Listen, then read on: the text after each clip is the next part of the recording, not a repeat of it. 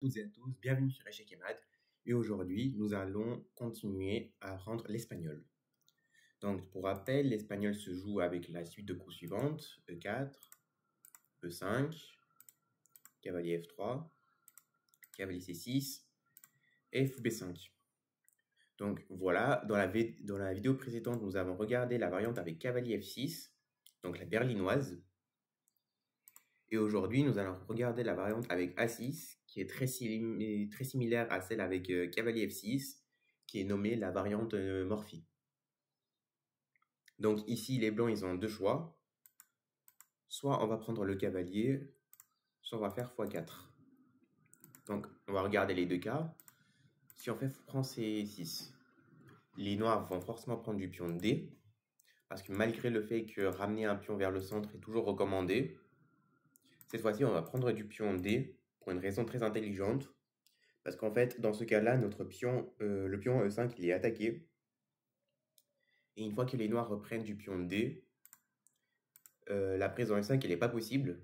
Parce que les noirs ont un très fort coup que je vous propose de trouver. Donc n'hésitez pas à mettre la vidéo sur pause. Donc voilà, le coup qui permet de récupérer le matériel est Dame D4. Parce qu'on attaque le cavalier et le pion en même temps. Donc les blancs vont être contraints à recaler leur cavalier. Et là, tout simplement, on va prendre le pion, on va récupérer le matériel. De plus, dans ce cas-là, il y a juste Dame 2 qui est forcé. Sur Dame 2, il y a Dame prend, Roi prend, et notre roi est déroqué. Donc la variante n'est pas très favorable pour nous. C'est donc pourquoi on ne va pas tout de suite prendre le pion, on va plutôt protéger le nôtre. Mais dans ce cas-là, on laisse aux noirs de protéger le leur. Et là, tout simplement, on va développer correctement. Comme ceci, petit roc, cavalier BD2. Avec le plan qu'on a vu dans la berlinoise, en faisant C3 et D4. Donc jusqu'à là, rien d'anormal. Après, à part la prise en C6, nous avons aussi le coup x4. Donc voilà, après x4, le coup le plus joué est souvent cavalier F6 pour retransposer dans une berlinoise. Donc là, on va forcément faire petit roc. Donc pour rappel, le pion il est toujours pas prenable parce que sur cavalier prend, on a tour E1. Et une fois que le cavalier va bouger, on a cavalier prend. D'ailleurs, petite remarque, si jamais les noirs décident de faire cavalier C5 pour attaquer notre fou et essayer de gagner du temps, on va pas essayer de bouger notre fou, on va quand même prendre le pion. Et si jamais ils prennent le cavalier, on va faire cavalier prend C6, échec avec la tour. Et en même temps, on va attaquer la dame. Donc voilà, on aura une dame en plus. Ce qui fait que le pion n'est toujours pas prenable. Donc là, les noirs vont forcément jouer D6. Pour ensuite faire fou E7 et petit roc. Nous, de notre côté, on va défendre le pion soit en faisant D3, soit en faisant tour E1. Moi, personnellement, je préfère jouer tour E1. Fou E7, donc voilà, il se développe tranquillement. D3, pour sortir le fou de case noire. Petit roc. C3, un coup très important pour pouvoir recaler le fou si besoin. Et là, les noirs ont un coup très intéressant, qui est cavalier B8, qu'on avait vu dans la berlinoise, et qui marche encore dans cette position. Pourquoi? Parce que on peut toujours jouer C5 pour empêcher la poussée en D4. Donc voilà, là on va faire cavalier BD2 pour nous développer. Il va forcément jouer B5 pour essayer d'enlever notre fou qui titille pas mal sur les cases blanches ici. Donc fou C2 pour éviter tout problème. C5. Donc on fait pas très attention, on va juste continuer notre plan avec cavalier F1, cavalier G3. Fou B7, donc il se développe. Cavalier G3. Cavalier, il a deux choix, il peut faire cavalier C6 ou cavalier BD7. Franchement, il n'y a pas beaucoup de différence. La seule différence, c'est que s'il fait cavalier C6, il rajoute encore de la pression sur cette case. Donc forcément, cavalier C6, on joue plus souvent. Donc pion pousse, on est prêt.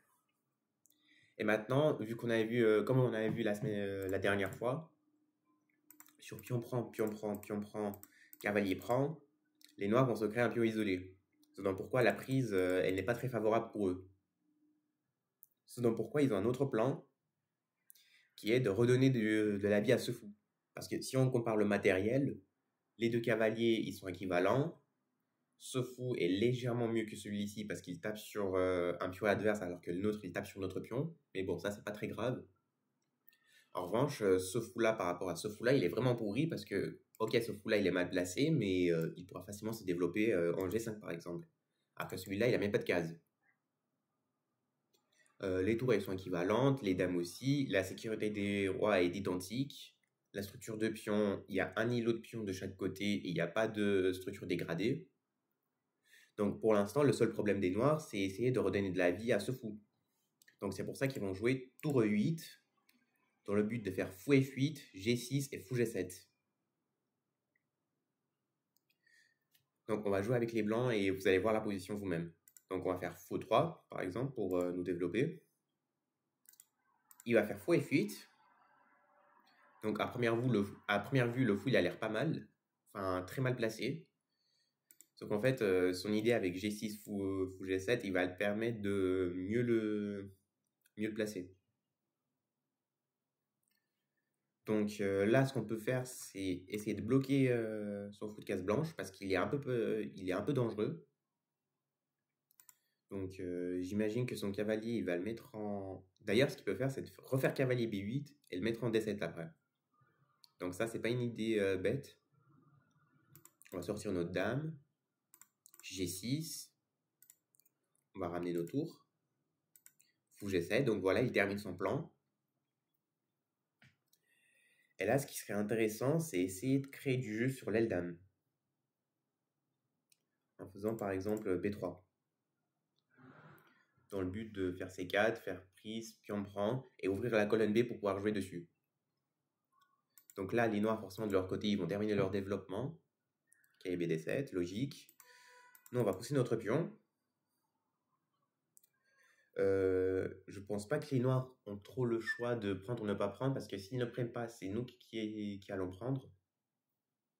Enfin non, nous on va pas prendre, justement, parce que si jamais il fait un coup bidon comme H5 et qu'on prend le pion, on aura des sérieux problèmes avec le pion en A2. Donc mieux vaut pas prendre, mieux vaut laisser comme ça et faire tour B1 et préparer sa prise à lui. Et si jamais il prend pas, peut-être même on pourra faire A4. Enfin, on peut faire A4 tout de suite, je pense même, s'il prend pas. Comme ça, si jamais il prend là, on prendra là. Et contrairement à tout à l'heure, on aura même un temps d'avance parce qu'on aura notre pion A4 et non pas un 2.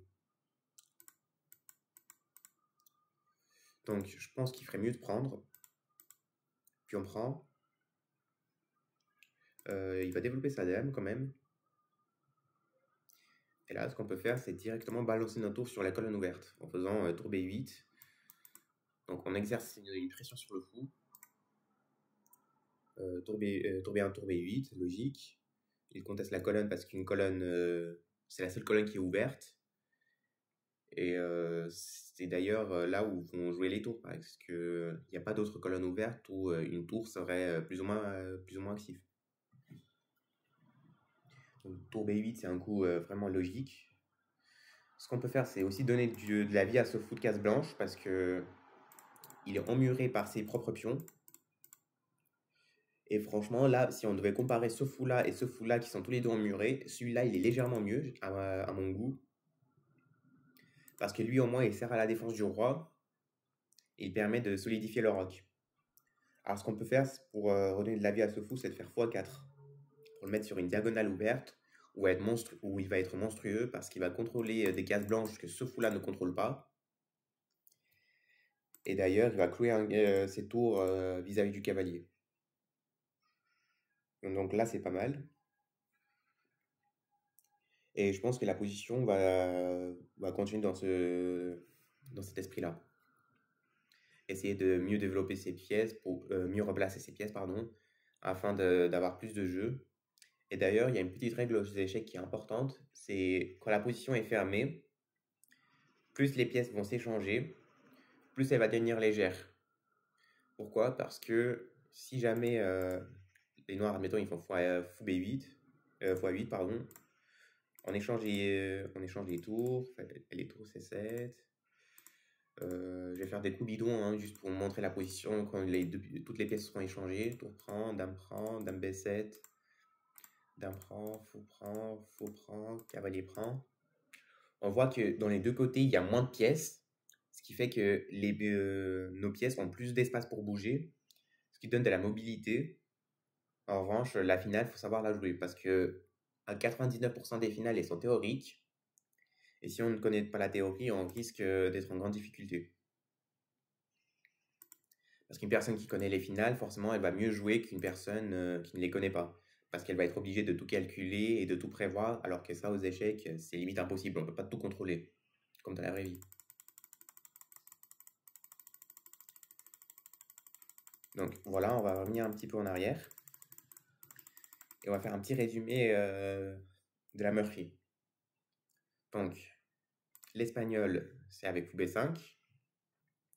Donc, on avait vu la berlinoise avec cavalier F6. Donc, la variante Morphy, c'est avec A6.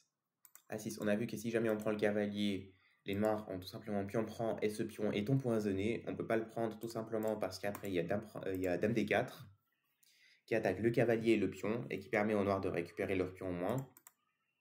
Donc, c'est pas impressionnant. En revanche, la variante avec fou C6, elle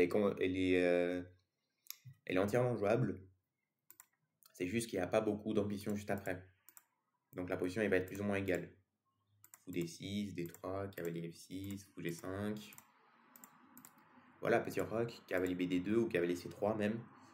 Et la position va être entièrement égale. Donc voilà, ça c'est clair.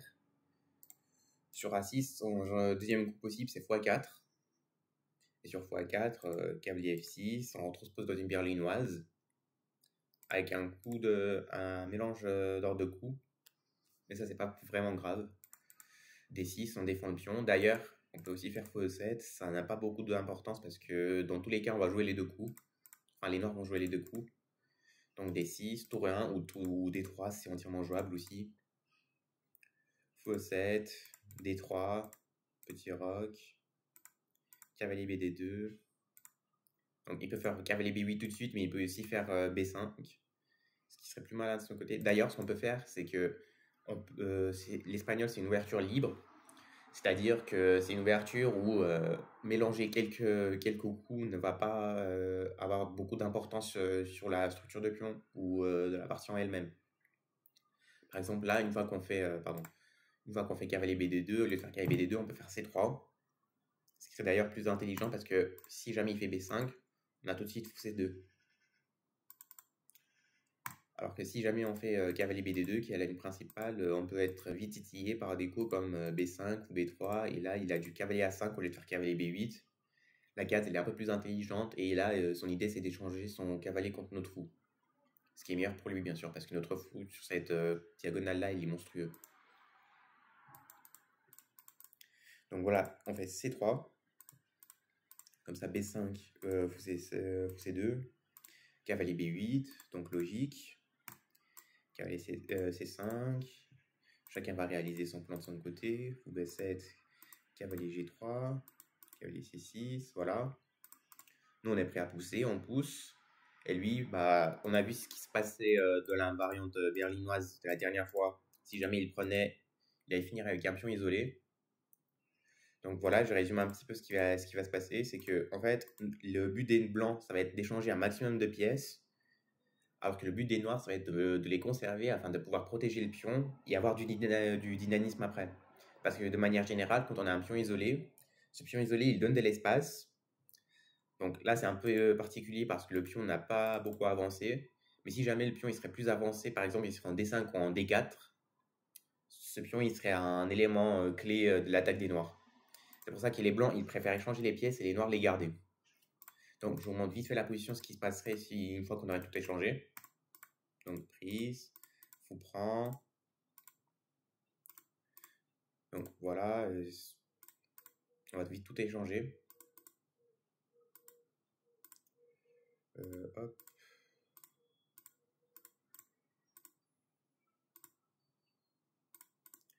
emmène la tour. Là, prise. Je joue pas les meilleurs coups, hein, c'est juste pour vous illustrer l'échange. Donc voilà, admettons, on est dans une finale de tour comme celle-ci. Donc bon, là, c'est au blanc de jouer. On va mettre une pression sur le pion. Les noirs vont devoir y répondre. On fait tour D3, avec l'idée de doubler nos tours pour pouvoir jouer sur ce pion. Donc les noirs, ils n'ont pas trop le choix, ils doivent faire la même. Une fois qu'ils ont doublé leur tour, là, on a un levier qui est très important, que je vous avais promis de regarder dans la vidéo précédente, mais que j'ai zappé de vous le montrer. C'est E5. Non, pas tout de suite d'ailleurs, E5. On va d'abord mettre la tour devant le pion pour éviter toute poussée. Et là, si jamais il joue un coup bidon comme A5, là, on a notre fameux levier avec E5. Et là, ce qui se passe, c'est qu'on a 3 pressions sur ce pion-là en échange de 2 défenses. Les noirs ne peuvent pas rajouter de défense, ne peuvent pas contre-attaquer. Et leur position est un peu mal barrée, parce qu'ils ne peuvent même pas prendre ce pion, parce que s'ils prennent le pion, on prend la tour. Et on gagne une tour, voilà. Parce qu'une fois qu'il prend le pion, il a une défense sur sa tour, alors que nous, on a 2 attaques. Donc le ratio, il est favorable pour nous. C'est pour ça que une fois qu'on aura joué au 5, on aura un pion de plus. Donc si jamais il fait F6, voilà, pion prend. Donc là, on a un pion de plus et on va convertir l'avantage et on va finir par gagner la partie. Donc voilà, je vous ai tout montré. Dans la vidéo suivante, elle sera toujours sur l'espagnol. Nous allons regarder des variantes comme D6 F7. Mais en général, ce n'est pas des variantes très favorables pour les noirs, très dynamiques. Ce qui fait que les variantes vont être plus faciles à regarder pour nous et je vais vous montrer comment avoir un maximum de dynamisme sur ces coups-là. Parce que c'est des coups très passifs qu'il faut éviter avec les noirs en début de partie. Donc n'hésitez pas à vous abonner et liker la vidéo si elle vous a plu. Sur ce, je vous dis à bientôt et à la prochaine.